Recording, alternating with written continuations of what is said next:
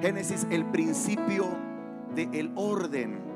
Como cuando Dios toca nuestras vidas, una cosa que hace primero es ordenar nuestra vida para que entonces las cosas funcionen.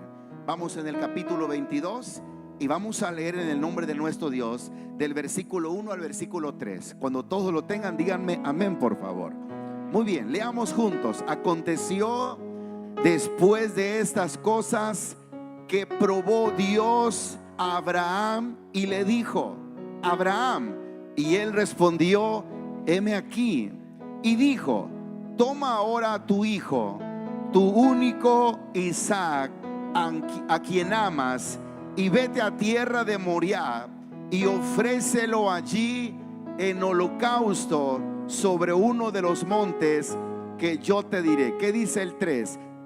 Y Abraham se levantó muy de mañana y enalbardó su asno y tomó consigo 2 siervos suyos y a Isaac su hijo, y cortó la leña para el holocausto y se levantó y fue al lugar que Dios le dijo. Hoy vamos a ver la muy fascinante historia de cuando Dios le pide a Abraham a este muchacho llamado Isaac. Y vamos a ver este tema que le hemos puesto: sin sacrificio no hay victoria. Le puedes decir a la persona que está a un lado: sin sacrificio no hay victoria. Dile a quien está atrás, adelante, en medio, tócale el hombro con mucho respeto. Dile: hey hermano, dile: sin sacrificio no hay victoria. Puede ocupar su lugar en esta mañana. Tengamos este tiempo con mucha reverencia para escuchar la palabra de Dios. Y damos la bienvenida a los hermanos que también nos visitan a través de esta página en el Facebook y en el YouTube. ¿Cómo les decimos a ellos, iglesia? Y que nos sigan sintonizando. Podemos dar un fuerte aplauso a mis hermanos que están ahí a través de las redes sociales. Qué bueno que nos está sintonizando. Comparta este en vivo y estoy seguro que va a ser de mucha bendición. Bueno, no quiero robarles mucho tiempo y quiero hablarles acerca de esta historia muy conmovedora. El jueves, para aquellos que pudieron venir, hablamos acerca de que Dios es un Dios de promesas, es un Dios que cumple sus promesas. Y los que venimos ese día jueves aprendimos de que después de que Dios le hace la promesa a Abraham, pasaron algunas cosas. Para los que no saben la historia, Abraham era un hombre que no podía tener hijos. Su esposa era estéril y los dos ancianos ya. Dice la Biblia que llegaron a tener 100 años cuando la promesa se cumplió. Pero lo que estamos viendo acá es algo muy raro, algo ilógico hasta cierto punto, porque ahora Dios le dice a Abraham: ¿sabes qué, muchacho? Quiero que me sacrifiques a ese hijo que un día te prometí. Quiero que ese maravilloso ser que te di hace unos años, porque presumo que tenía ya una cierta edad, no era exactamente un niño pequeñito, sino alguien ya entendido de lo que está pasando. Le dice: ahora quiero que me sacrifiques a tu hijo. Présteme mucha atención. Y dije que trataré de ser breve porque esta historia, aparte de que es conocida, no tenemos que darle mucha vuelta. Lo que te voy a decir es algo muy, muy sencillo, pero muy importante. Es increíble saber cómo muchas personas en algún momento de nuestra vida, y tenemos hijos, la vida nos cambia, pero cambia más cuando un hombre mayor tiene hijos o alguien que nunca había tenido hijos los tiene.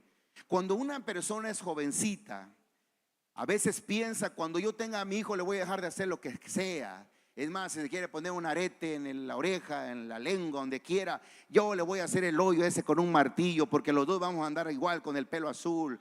Y empezamos a pensar una serie de cosas torpes muchas veces, y lo digo con mucho respeto, porque no nos damos cuenta y no sabemos la magnitud de lo que significa tener un hijo. Cuando ya tenemos ese pedacito de gente en nuestras manos, nuestra vida cambia, no lo podemos creer.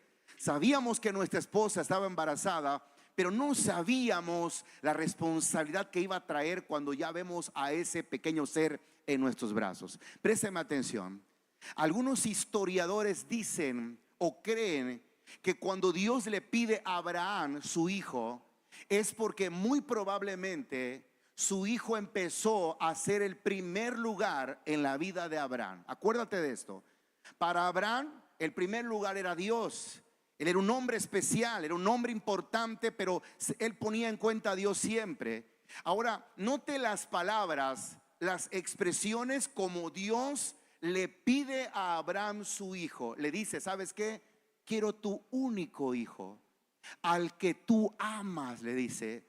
Quiero que vayas y lo sacrifiques. Y aquella persona que tal vez no sabe del sacrificio que le estoy hablando, en la época de Abraham y en todas esas épocas, lo que se hacían eran sacrificios de animales para expiación de pecados, para agradarle a Dios. ¿Se acuerda cuando la Biblia dice que en Génesis Abraham, mejor dicho, Noé, llega a un momento en el que ofrece un sacrificio porque se había librado de ese diluvio, de todas esas personas que habían muerto en el diluvio? Para los que recuerdan la historia, llega un día, un momento en el que la maldad es mucha. Dios va a raer todo el mundo conocido.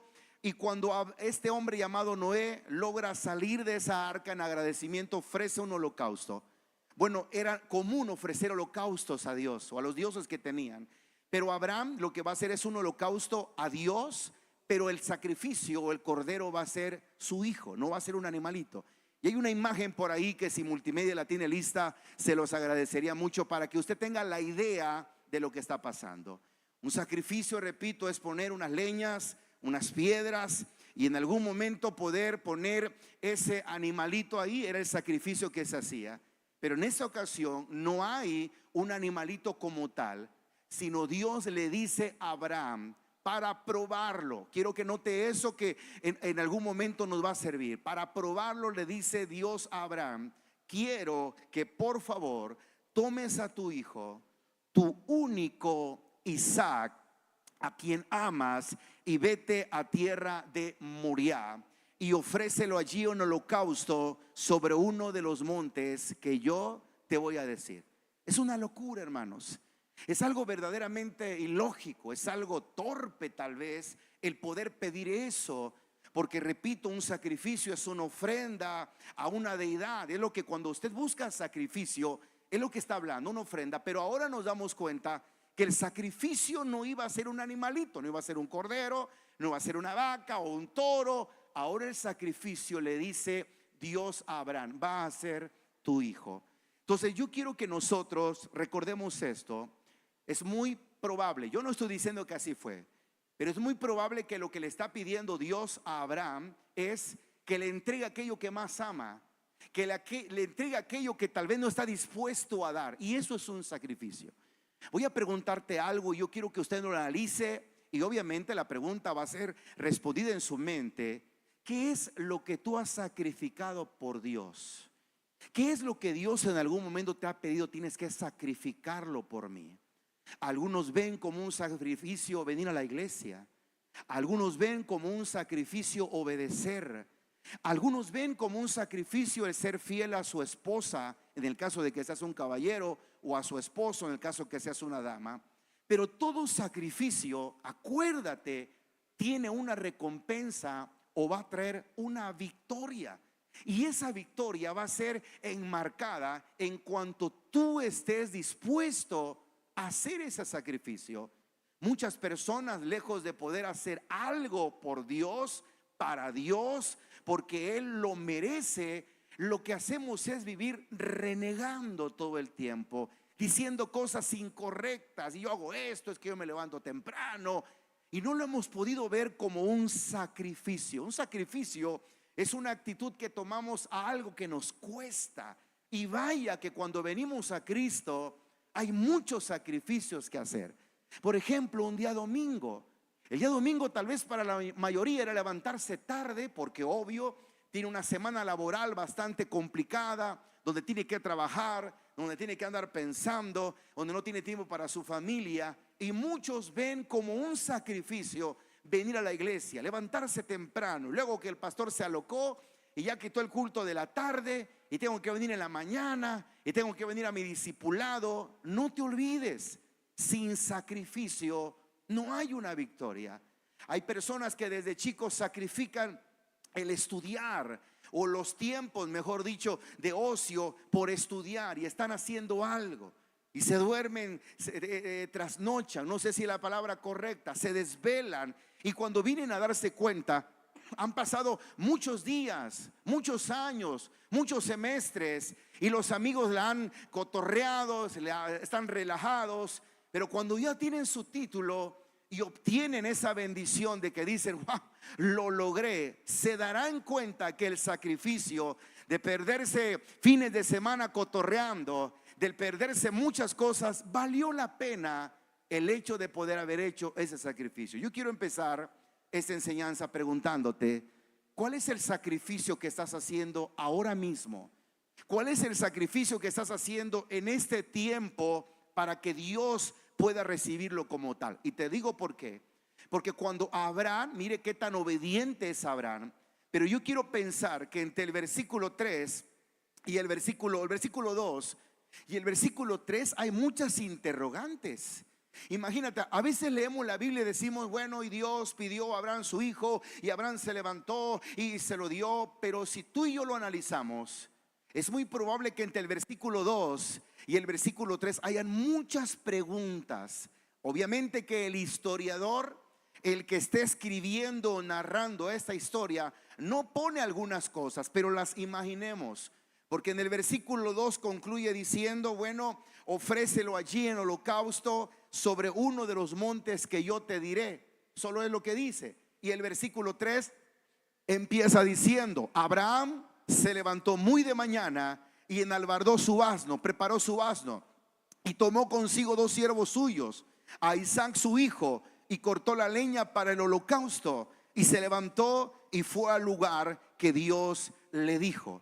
Imagínate, solo en el versículo 2 al versículo 3 nos dice que a la mañana siguiente Abraham preparó su asna, o preparó a sus amigos que iban a ir con él, a las personas que le iban a acompañar, y ahí estaba su hijo. ¿Puedes imaginarte toda la noche que él pasó? ¿Puedes imaginarte, o imaginémonos que esa noche tal vez él no pudo dormir? No sé si Sara lo tomó de una manera u otra, pero él sabía que mientras empezaba a entrar la claridad, como cuando se nos va el sueño y empezaba a verse claro, él sabía que ese día iba a ser el día que iba a matar a su hijo y presentarlo en un holocausto a Dios. He escuchado a algunos pastores decir, pero Abraham no dudó porque Abraham era un siervo de Dios y Abraham hizo esto. Y no me estoy burlando de ellos, pero si somos normales y pensamos normalmente, ¿cómo que no le costó? ¿Que acaso no es un hombre que está esperando a su descendencia? ¿Acaso no es un hombre que la regó creyendo que con quien se iba a meter era con Agar? Porque Sara le dijo, con Agar me vas a tener descendencia, o sea, con su criada. Pero ahora tenemos a un hombre grande, y creo yo que los historiadores pueden tener razón cuando dicen que Abraham, tal vez Isaac, perdón, había ocupado el lugar de Dios. Porque hermanos, ¿quién ama más a los hijos? No sé si la pregunta correcta, ¿quién ama más? Pero ¿quién demuestra más amor hacia los hijos? ¿Las personas que son grandes o las personas que son jóvenes? Contésteme rápidamente. ¿La gente grande o la gente joven? Contésteme por favor, ¿los jóvenes o los grandes? Los grandes. Mire hermano, una persona cuando tiene hijos y es grande, ve a sus hijos y no lo puede creer que es igual de guapo que lo de ella, ¿no? Lo mira y dice, qué bárbaro, se alía igualito a yo, dicen todavía, ¿no? No sabe que está bien feo, pero lo ve bonito. Porque ¿quién tiene hijos feos? Los hijos feos son los hijos de otros, pero nuestros hijos lo ve uno hasta, dice uno, mira bien derechita, y aunque está así la pierna, ¿verdad? Pero bien derechito, ¿verdad? Cómo le queda el corte, parece que lo mandamos a un barber show. El pelo es así, tipo pero los vemos bonitos. Y mire que una persona joven, no quiero decir que no ame a sus hijos, pero de repente tiene otros intereses. La vida le es más fácil. Como que si lo invitan a un lugar, dice, bueno, vamos para allá. Y todavía se hace alarde de decir, pero si me lo merezco, trabajo como burro, como burra, con el perdón de la palabra, todos los días, ni modo que no me tenga que ir. Y no valora el hecho de que los hijos estén chicos. Pero cuando alguien tiene hijos y está más grande, dice, no sabe qué hacer. No quiere ni regañarlos, ni llamarle la atención. Él quisiera tener esa pastilla que usaba ¿quién era el Chavo del 8? No, ¿cómo se llama el que es chiquitito? El Chapulín. Esa chiquitolina para meterse en la cabeza de ellos y hacerlos entender. Les habla con amor, les quiere hablar bien, porque como es una persona experimentada ya grande, sabe que la vida no es fácil. Y sabe que en algún momento, si ellos cometen errores, les va a ir como el papá o con la mamá, o aún peor. Por eso decía que este hombre, aunque fue dócil al decir está bien, no creo que fue fácil el hecho de poder decir está bien, voy a ir y hacer este sacrificio total. No, yo creo que esa noche no pudo dormir. Quiero imaginarme que en algún momento sus ojos están resecos. Probablemente hay mucha resequedad, hay como arena en los ojos mientras él empieza a ver que la fría mañana empieza a llegar. Él no quiere que llegue la mañana, él no quiere que llegue ese día porque él sabe que Dios le ha dicho algo y él es una persona obediente. Y en algún momento estaba dando vuelta para acá, vuelta para allá, vuelta más allá, hasta que dice total, la mañana llegó, se levanta. Y mientras él está atendiendo lo que tiene que atender, hay algo que pasa en el versículo número 4. Dice que después de que va caminando, al tercer día de camino, alzó sus ojos y vio a el lugar de lejos. Estaba ya el lugar donde Dios le había indicado que iban a tener ese sacrificio. Ahora, cada uno de nosotros, hermanos, tenemos que recordar el sacrificio que hemos hecho. Todos, aunque no nos demos cuenta, todos hemos hecho algún sacrificio. Y ahorita te lo voy a recordar. Pero quiero decirte algo. Si dentro de la lista de sacrificios que yo puse por acá no está lo que tú has dejado de hacer por Dios, no lo tomes en cuenta como que entonces lo que estoy haciendo por Dios no es un sacrificio. No. Algunas cosas se me van a pasar. Pero hay gente que ha hecho sacrificios como por ejemplo dejar de tomar. Para muchos ese fue un sacrificio. Perder amigos, cambiar de teléfono, cambiar de dirección de correo y decir ya no más. A pesar de que por dentro lloraba en su corazón, muchos lo que hicieron fue, repito, dejar de tomar. Y ese es un sacrificio.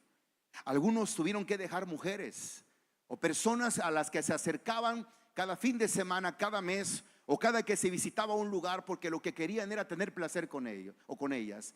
Y tal vez tuvo que hacer un sacrificio. Eso es considerado un sacrificio, porque Dios sabe que como varón hay algo en tu corazón, hay algo en tu carne, en tu cuerpo que se mueve cada que veías a una mujer o incluso cuando las ves. Pero cuando Él sabe que estás haciendo lo posible o lo imposible con tal de no hacer las cosas incorrectas, Él sabe que te mereces un aplauso del cielo. Y Él sabe, Dios sabe que sin sacrificio no vas a obtener la victoria. No hay nada gratis en esta vida. Entonces cuando nosotros dejamos de tomar, dejamos en el caso de mujeres o en el caso de hombres, poder decir yo también dejé a hombres, porque también se vale. Hay gente que tal vez no lo dice por la idiosincrasia mexicana, que puede prestarse a una mala interpretación, pero hay gente que tal vez ha tenido que dejar ese tipo de pensamientos y de ideas incorrectas. Hay gente que ha tenido que dejar videos en internet, cosas malas, pornografía, a la cual estaba apresado, porque aunque los vemos aquí que todos somos correctos, nadie es correcto. Todos luchamos con algo, todos tenemos un tendón de Aquiles, donde si el diablo nos pega, nos tira. Y por eso tenemos que cuidar esas áreas vulnerables, porque queremos hacer un sacrificio agradable ante Dios. Sigo con esa pequeña lista. Hay gente que tuvo que dejar amistades, vocabulario incorrecto. Hay gente que tuvo que dejar de mentir. Hay gente que tuvo que dejar de robar. Hay gente que tuvo que dejar de escuchar música que violentaba su corazón, que tal vez se dio cuenta conforme fue pasando el tiempo que la música cuando la escuchaba se metía tanto a su corazón, y cuando recordaba a su esposo regresaba a casa, regresaba molesto, y tuvo que sacrificar áreas que para otros pueden ser sencillas, pero para algunos es un tema complicado. Te pregunto esta mañana, ¿qué estás sacrificando? Porque si usted me dice, pastor, no siento que estoy sacrificando nada, es por eso que no tienes victorias. Es por eso que no sientes alegría en tu corazón. Porque aunque vengas a la iglesia, vienes con todo el corazón, pero sabes que no sacrificaste nada en la semana. Por eso el venir te hace sentirte no parte de la bendición. Y cantas coros como venceré, y dices, pero yo no he vencido nada. Al contrario, me venció el diablo allá afuera. Y cuando cantamos, no hay Dios tan grande como tú, el Dios que pueda hacer las obras. Y tú te preguntas, ¿pero qué obras? Si en mi vida no hay ninguna obra. ¿Y sabes por qué son esas conclusiones? Porque no han habido sacrificios. Ponte a pensar en esto. El mismo Dios Todopoderoso tuvo que hacer un sacrificio. Y usted no me deja mentir que hace unas semanas atrás celebramos la Semana Mayor, la Semana Santa. ¿Qué se celebra en particular en la Semana Santa? El sacrificio perfecto del Dios Todopoderoso, enviando a su Hijo Jesucristo a morir por nosotros en la cruz del Calvario, para darnos vida en abundancia, para darnos felicidad, para darnos sanidad, para darnos bendición. ¿Cuántos dicen gloria a Dios? Porque sin sacrificio no hay victoria. Hace un momento usted se dio cuenta que en medio de la oración había una dama, una hermanita que no se podía levantar. Y obviamente así pasa en algunas ocasiones. Hay personas que no pueden levantarse y muy amablemente los servidores o algún hermano se acerca para echarle el hombro y levantarlo. Pero la hermanita se le había entumido o entumecido, no sé cómo se dice, las rodillas. Y ella no podía pararse, no puedo.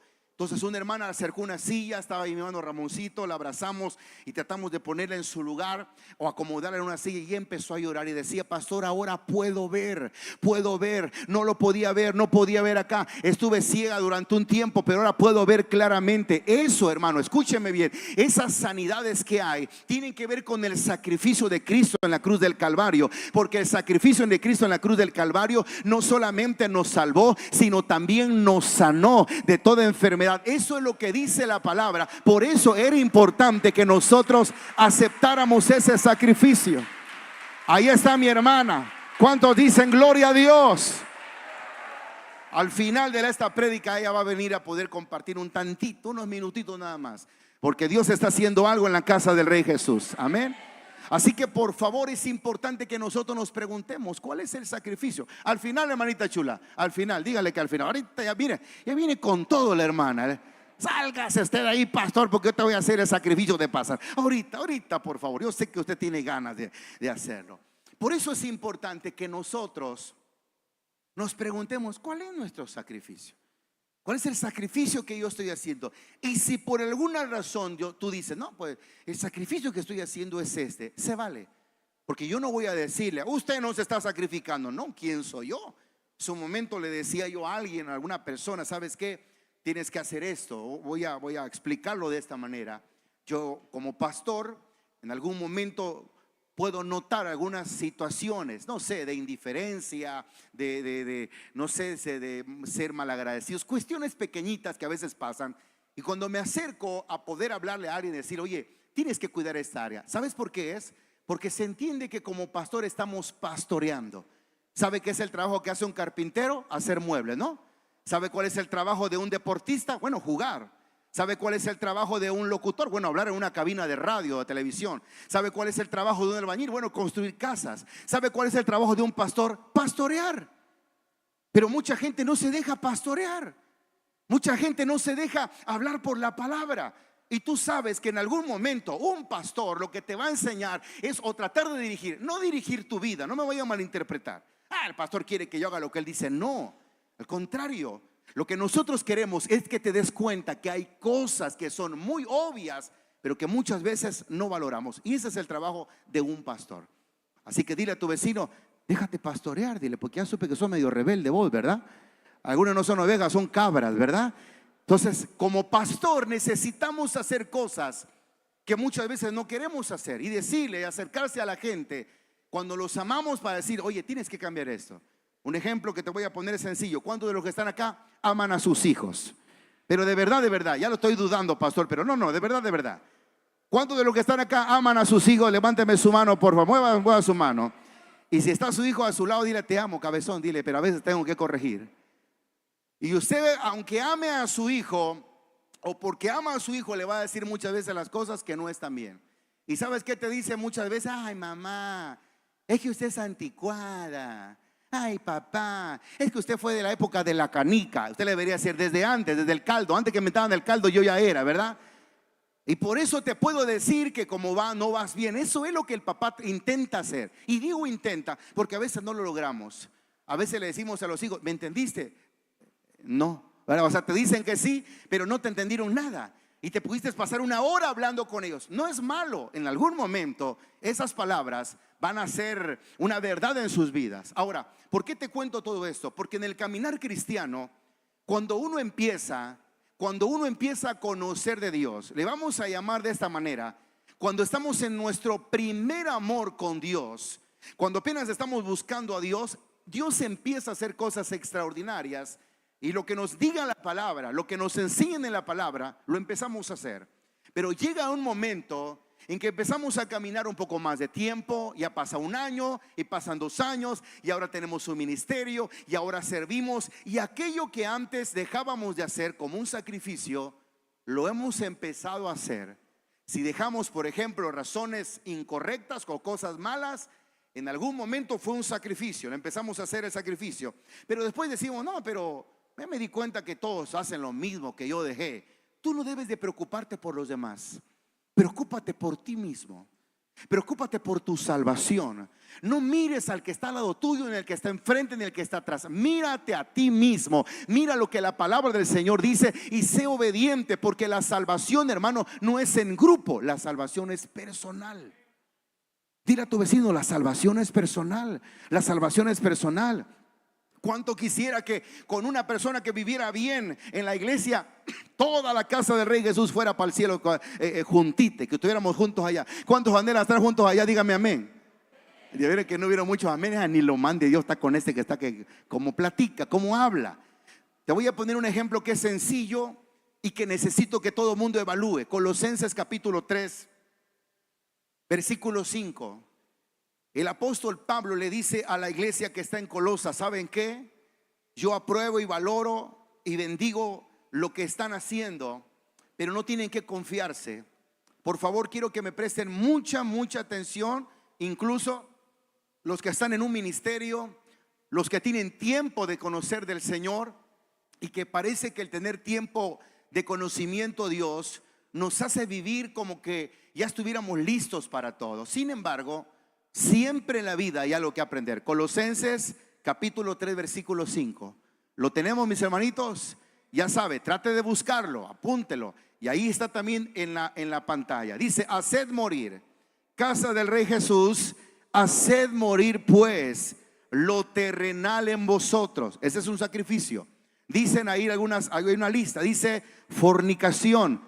¿Qué más? Impureza, pasiones desordenadas, malos deseos y avaricia, que es idolatría. Escuche la claridad de lo que habla el 6. Cosas por las cuales la ira de Dios viene sobre los hijos de desobediencia, en las cuales vosotros también anduvisteis en otro tiempo cuando vivíais en ellas. Présteme atención. No quite por favor su dedo del renglón, que enseguida vamos a leer el otro versículo que sigue. Aquí lo que Pablo está dando es una lista y dice: escuchen, hagan morir toda la fornicación que hay en su vida, la impureza, las pasiones desordenadas, los malos deseos y avaricia que se convierte en la idolatría. Dice eso, todo háganlo morir. Y en pocas palabras nos dice: el hacer morir eso es un sacrificio. Dice: háganlo morir. No dice: yo lo voy a matar por ustedes. Cuando Dios le pide a Abraham, o le pedía a Dios a alguien una ofrenda o un sacrificio, era la persona quien iba a ir y a poner esa ofrenda. Iba a ser una cosa personal. Pero ahora escúchenme con atención. Cada que uno va a hacer una ofrenda y dice: ya no voy a vivir mal, voy a entregar toda mala vida a Dios, es algo que no va a ser fácil. Es algo que de tiempo en tiempo va a venir a tocar la puerta de tu corazón. Si tú dejaste algo que hacías, como por ejemplo tener malas amistades, de lo que te mencioné, droga, alcoholismo, no puedes confiarte de decir: ya lo logré, porque tiene un año, porque tiene 2 años, porque tiene un mes.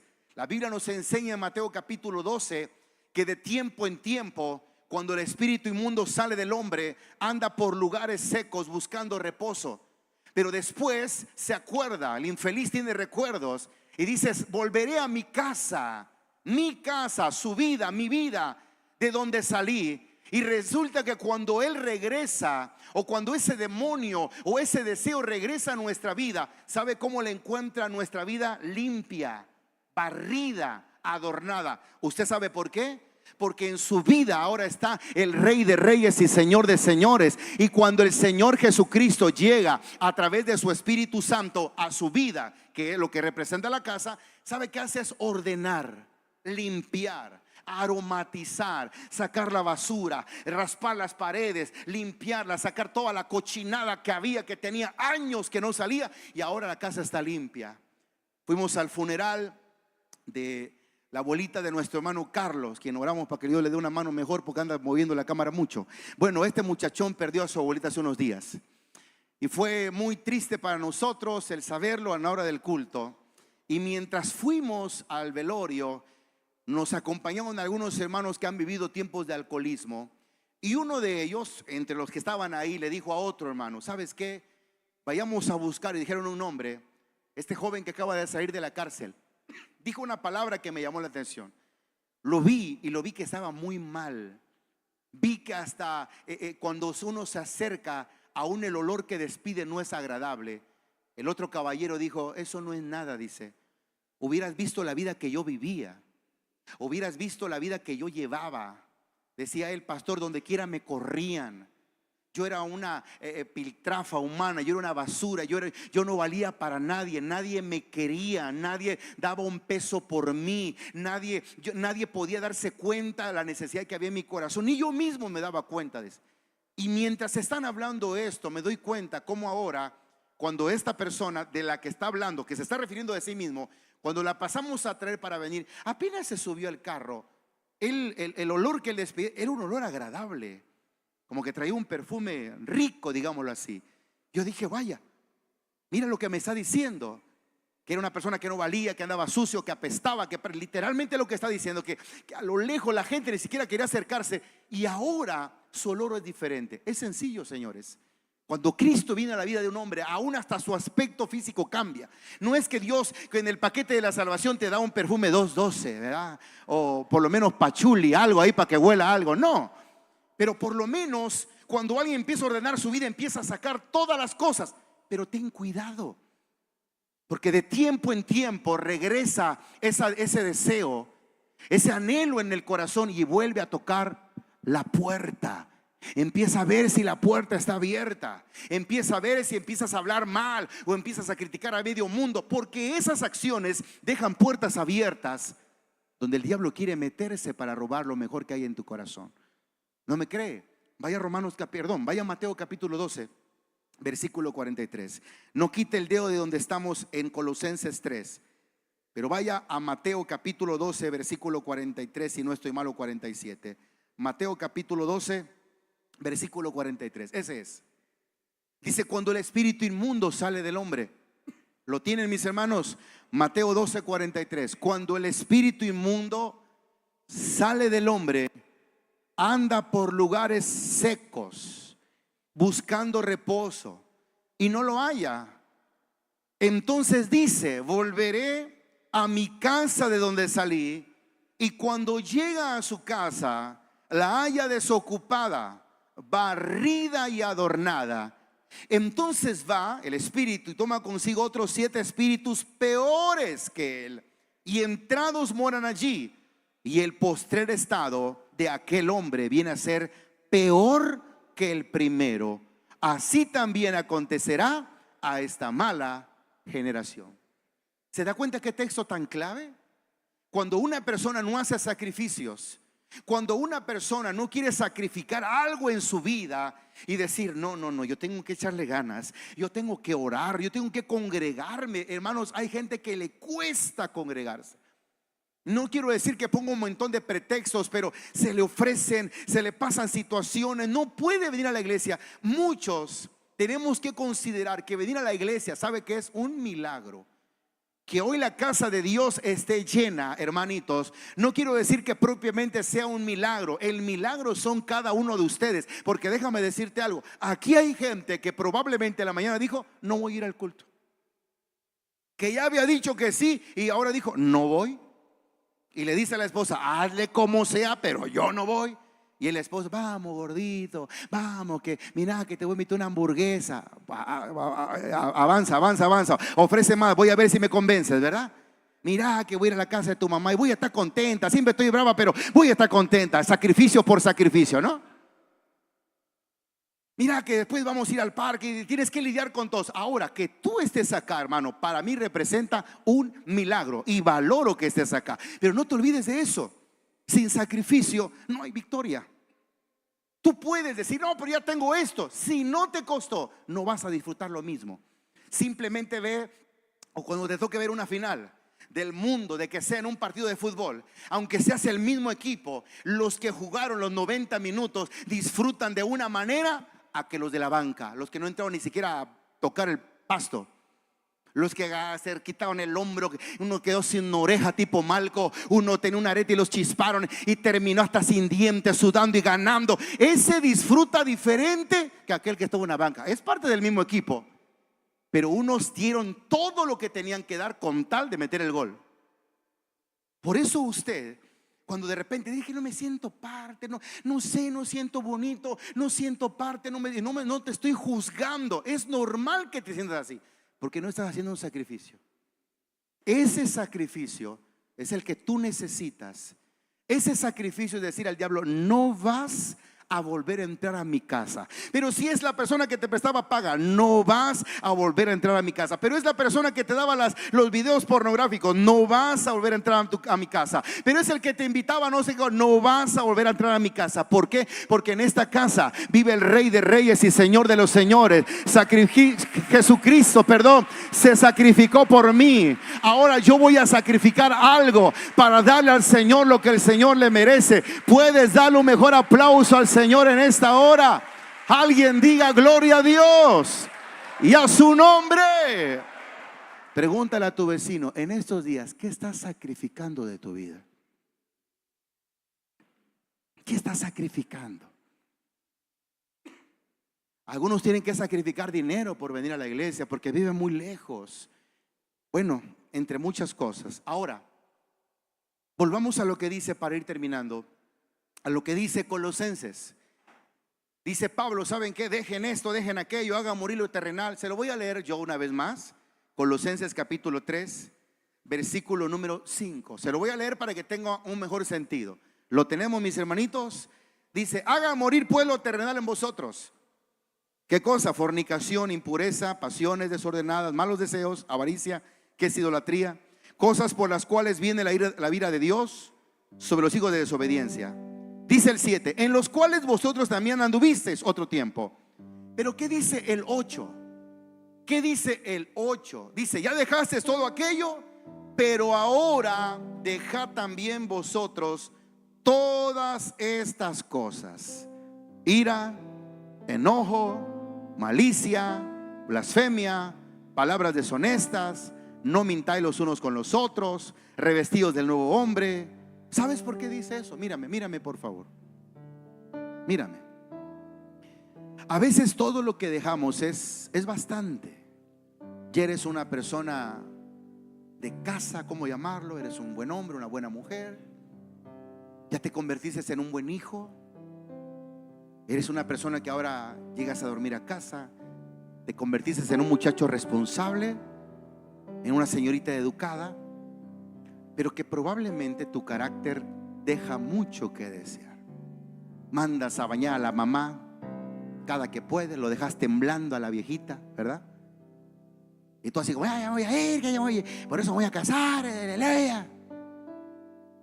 Te dicen que hagas esto, pero si por eso voy a estudiar. Ojalá estudiaras.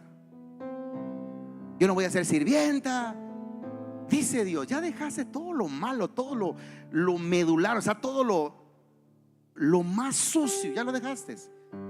Pero ahora dice, como cristianos, dice, eso eran antes ustedes, pero ahora también tienes que dejar esto. Deja la ira, el enojo, la malicia, blasfemia, las palabras deshonestas, las mentiras. Pareciera ser que el tenor baja. Todo esto era más fuerte, pero ahora también hay algo que tenemos que quitar. Y eso también es un sacrificio. Hay gente que, por ejemplo, tiene problemas en la iglesia y no puede perdonar. No puede. O no quiere. No, es que yo así, dijera José, yo así nací y así me moriré. Con todos mis defectos, ya lo sé. Nunca te perdí, nunca te engañé, nunca lo dudé.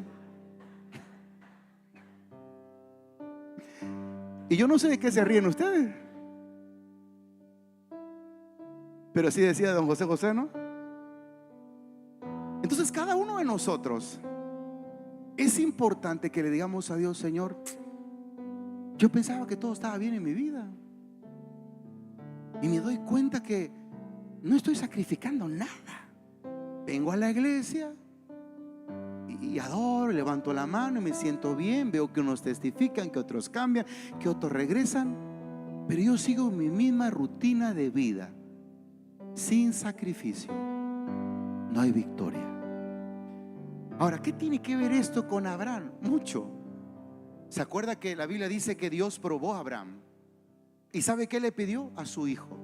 Le dice en el versículo que leímos, le dice: dame a tu único Isaac, al que amas, ofrécemelo. Y nos quedamos en que pasado 3 días de camino, Abraham ve el lugar donde va a ser el sacrificio, en el monte Moriah. Y mientras él divisa y llega a ese lugar, para a las personas que van con él y le dice: espéreme, yo creo que ellos no sabían lo que iba a pasar. Abraham ha estado meditando: ¿cómo le voy a decir a mi hijo que él es el sacrificio? Pero espérese, eso no es lo más cruel. En el versículo número 4 dice: al tercer día, Génesis 22:4, al tercer día alzó Abraham sus ojos y vio el lugar de lejos. 5. Entonces dijo Abraham a sus siervos: esperad aquí con el asno, y yo y el muchacho iremos hasta allí y adoraremos y volveremos a vosotros. Y tomó Abraham la leña del holocausto. Mire, esto es lo más difícil.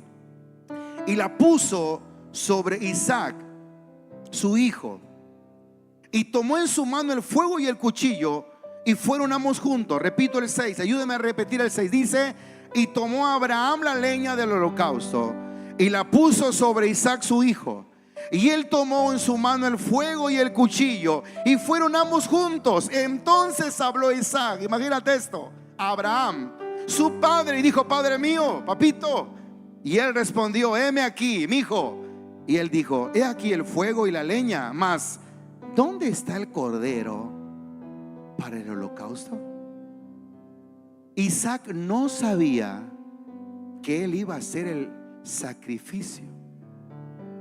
Lo que hizo Abraham fue agarrar la leña, la puso sobre el muchacho, agarró el fuego, lo iba a hacer el fuego, el cuchillo, y van los dos caminando. Y en la plática decía: ay papá, qué linda tarde, ¿verdad? Qué linda mañana. Hubiera venido mamá, como platican los niños.